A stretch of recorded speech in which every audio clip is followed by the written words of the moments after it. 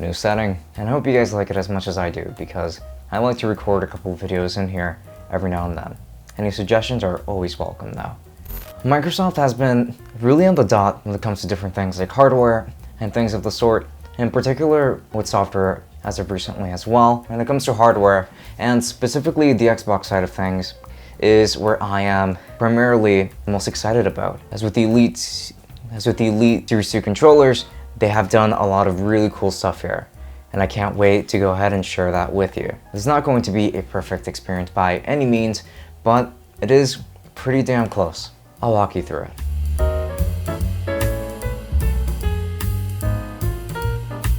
This video is sponsored by Fifine, the makers of some of the best audio gear on a great budget, like the ones from their C1 models featuring a professional grade lavalier mic and the headset mics bundled together. Links to everything below. And as usual, let's go ahead and start off with an unboxing. First, you have to cut through the plastic and then lift up the lid. Inside, you will find the controller's case sitting right at the top. Inside, there is the controller, which looks absolutely amazing, by the way, and some of its customizable hardware pieces. Underneath the base, you will find instructions, warranty information, and a braided USB-C charging cable. And the unboxing experience overall is pretty good, especially for a premium product, even though it's not necessarily as top-notch as it could have gone, but their budget is better spent in other categories, and I'll get into that. One thing that helps explain exactly that is going to be the exterior design of the Elite Series 2 controller. And build quality wise, this controller consists of absolute greatness. On the top surface, you're going to find that it's going to consist of this very nice and premium soft touch material that just feels really good. And that same material is actually going to be found around the back as well, which is really nice. And the grips are going to consist of this very nicely textured, rubberized material that just feels incredibly solid. And this is going to be a pretty hefty controller as well. Even though you won't be able to customize its weight or anything like that, it's not necessarily offering those types of bells and whistles. However, in my opinion, with the heavier a controller is, better of an experience it'll be, for me at least, overall. So when it comes to the build itself, I'm really happy with this controller. And it's even got a couple of buttons to make the experience of using this controller a lot better. A couple of things that you will be finding are things like the remappable buttons around the back, and you're also going to find the adjuster for the trigger stops, for example. And most importantly, and around the front, you're going to get yourself a little button right at the middle of this controller and a couple of LED lights right underneath it. And that's just to indicate which profile you're currently using, of which there are 3 of, by the way. And this button allows you to switch through them on the fly, which is a really cool addition as well. And as for ports, you're going to find things like a dearly beloved USB-C port around the front, around the top, which is going to be for charging, and also if you want to use this controller wired instead of wirelessly. And at the bottom, you're going to find yourself with a headphone/microphone jack. And this controller, again, is just going to feel really complete, even when it comes to ports. USB-C in particular is a very welcome addition here, as we don't see that very often with a lot of different controllers. Razer should be taking notes here. And as you've already noticed, this controller is going to have 4 remappable buttons around the back. None of the other buttons on this controller are going to be remappable at all, and that's totally okay, honestly, as the ones back here are the ones that you really want greater access to. So you can remap buttons around the back to any of the face buttons or any of the triggers too, if you wanted that as well. And I really like that sort of thing. It just offers a lot of customization here, thanks to the fact that I can also adjust the trigger stops. I can change this on the fly, depending on what game I'm playing. And it's a big deal. Sometimes I do like to quickly just be able to switch between games and that sort of thing, so having that feature is really nice, no doubt. And moving along even further, when it comes to the hardware overall, there's still going to be a ton that you would want to customize here. Allow me to elaborate. And when it comes to the hardware side, there's still a lot of different things that you could do in order to improve the experience of using an Elite Series 2 controller even more than before, as I've been enjoying it quite a lot actually. You can switch around the D-pad for one that rolls all the way around, and you can swap out the stick heads for a bunch of the other different options that the Series 2 features. And all of these, at least quite a few of these, are going to be included in the box, like a convex stick and a taller stick and a smooth top and that sort of thing. It's just a lot of different customizations with this controller and what you would get from quite a few of the other controllers. And honestly, I think that all this does work really well in retrospect. However, when it comes to the software customizations, I have quite a lot of issues. However, I'll make things simple and I'll dive into that a little bit later. This is how it works. I don't own an Xbox, admittedly. I'm testing this controller on PC, and that's my primary platform. I own a PS4 as well, but obviously I can't use this controller on PS4.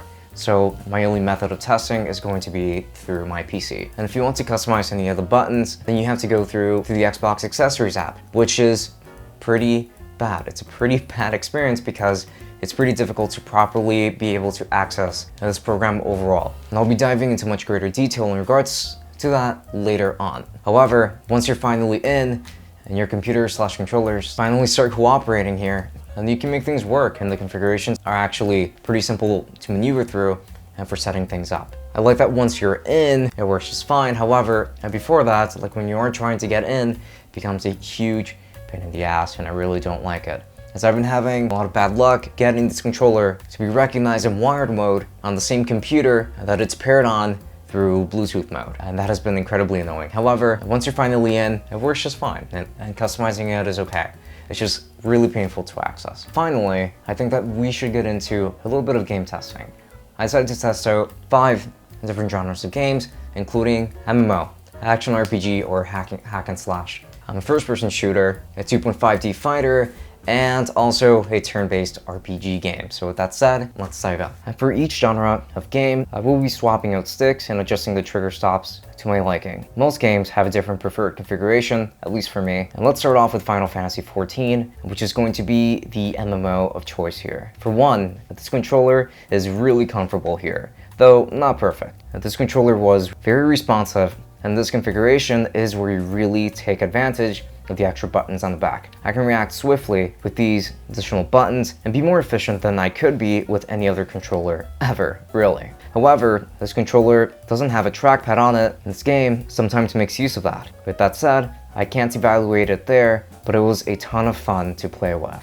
The second test is going to be with Devil May Cry, our hack and slash of choice. Performance here, and the performance here was still really nice. This is the ideal controller shape for this type of game. The sticks felt very tight, allowing for a lot of precise movements, even though it took a bit of getting used to. Either way, it was really nice, and the buttons were also really responsive. Even if I didn't get a ton of use out of the rear buttons here, I still felt very efficient with this controller. For a first-person shooter like Doom, this controller was also amazing. The sticks move very smoothly and allow for almost as much precision as you would want, but nothing could ever match the mouse and keyboard though. I had a very comfortable grip here, and the extra buttons came in handy, but I still didn't use them that much. I felt like I was in control while using this controller in this game though, which is always a good thing.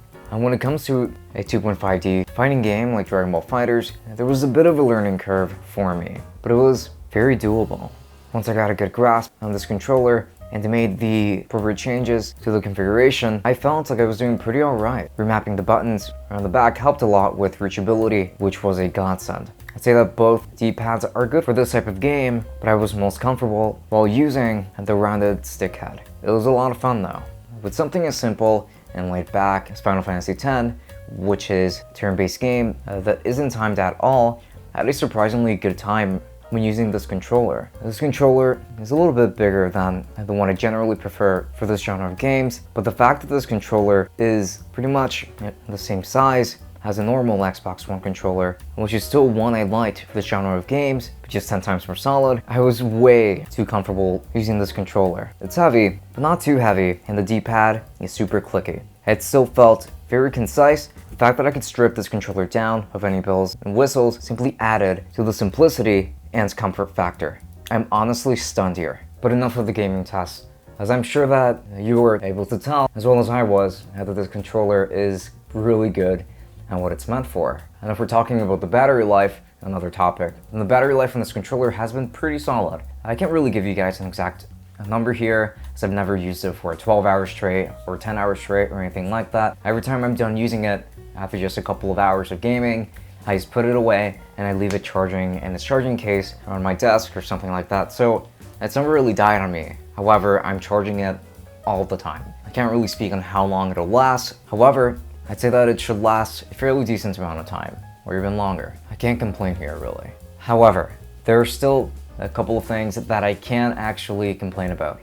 and allow me to list them. Complaint number 1. While the buttons on this controller are really nice, in comparison to Razer's face buttons, these can feel a little bit mushy, especially since on Razer's side, they give you mechanical keys that do feel really nice to press. It's a lot better with that experience than what you'll get on the Xbox, unfortunately. Even though, again, the Elite Series 2 controller still has really good buttons. They're just not as good. And harkening back to that whole topic of connectivity, I've been having a ton of issues when it comes to using this controller wired and wirelessly. Now, for one, you can't even remap the buttons on this controller unless it's wired. And with my luck and my experiences as of late, if I connect this controller to my PC over Bluetooth, it'll work just fine and it'll be great. I can't remap any of the buttons, but there won't be anything wrong with the controller otherwise. However, if I want to wire it afterwards, well then I can't, because my computer, I just won't recognize it and this controller won't turn on when it's plugged in, and even if you do, it'll just connect wirelessly, even if it's plugged in, which means that every time I end up having to reset my controller if I want to switch between the two, which is pretty annoying. And it's especially annoying since every single time I do have to go through the same initial process that I went through the first time that I got this controller, which is ridiculous and a huge time waster. I really hate that. I hate having to go into the app and remap any of the buttons because it feels like an absolute chore just getting into the app in the first place. Which, not to mention that this program has also forced me to upgrade Windows time after time and after time. And it's really frustrating to deal with it software-wise, at least on my end. And it's ironic considering that it's an Xbox controller. It's a Microsoft controller. If anything, the experience with using it on PC, especially on Windows, should be way better than what it would be on any other controller. Again, it boggles my mind completely. And lastly, the half stop on the trigger stops does not feel very satisfying, and I just wish that it felt a little bit better. And that's really it. So, in conclusion, I really like this controller. I like it even more than my Razer Raiju, and I really love that controller for PC gaming. And there's some hiccups to the software, in my opinion, and it's not going to be experienced in Windows 10. However, if you can get it to work, then your experience might actually vary here. I think this is going to be a really nice solution. The build quality is amazing, a lot of quality parts here, it feels really nice in hand, it's really comfortable, it feels premium, and most importantly, it performs exceptionally well on PC, except for the software part. So honestly, I can recommend this, as I'm sure that if you're an Xbox user, configuring everything with it on your Xbox is going to be a lot easier and a lot nicer to do than what it is on PC, or at least with the experiences that I've had so far. And with that said, I highly recommend it. It's wonderful. And I really hope to see a lot of great stuff from Microsoft just like this moving forward, with better software optimization though. And if you're interested in purchasing the Elite Series 2 controller, then I'll be making sure to leave affiliate links to Amazon in the description. If you use any of my links to make a purchase, then I do get a small commission that does help me run things a little bit more smoothly around here. So if you were to use those, I would definitely appreciate it. And this has been Francisco from Tech Summit. Thank you for watching, and I'll be seeing you all later. Enjoy. And also, enjoy the new set. I like it. And you'll see me back at the other one soon though.